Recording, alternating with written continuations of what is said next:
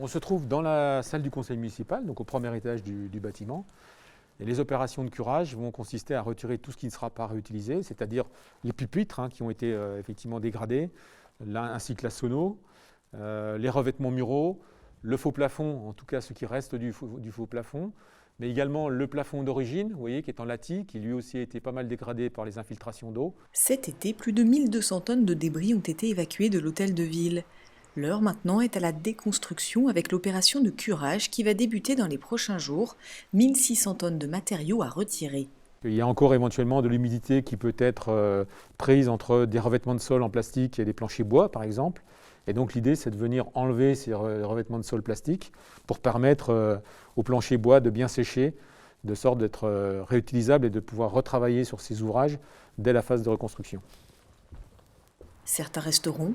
Un travail de conservation va être réalisé notamment dans les salons de l'hôtel de ville. Le grand salon, le salon des mariages où l'on se trouve la galerie d'honneur et l'escalier d'honneur. Donc clairement dans ces pièces, on va enlever un minimum de choses. Par exemple, le plafond qui est au-dessus de notre tête, qui est en latis, qui a été dégradé, humide, etc., sera déposé pour être refait. Mais puisqu'on veut garder les volumétries, on va pratiquement laisser tout en état. Tout en haut de l'édifice, le toit, la charpente, tout a disparu.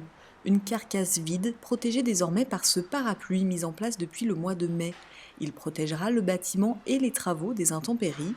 L'heure de la reconstruction approche, la nouvelle municipalité planche sur l'avenir de sa mairie. On va chercher à réduire l'ensemble des consommations énergétiques de ce bâtiment, par la LED bien entendu, par l'éclairage LED, mais aussi par l'isolation thermique, par la recherche de lumière naturelle, parce que c'est aussi un bâtiment qui a des murs très très épais.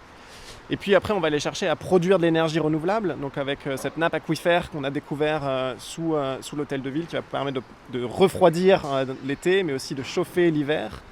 Et puis pourquoi pas aller jusqu'à la production d'énergie renouvelable sur le toit avec par exemple des tuiles solaires. La nappe phréatique, 13 degrés toute l'année et indépendante du lac, a été repérée cet été sous les jardins de l'Europe. Une nouveauté parmi d'autres pour une renaissance de l'hôtel de ville.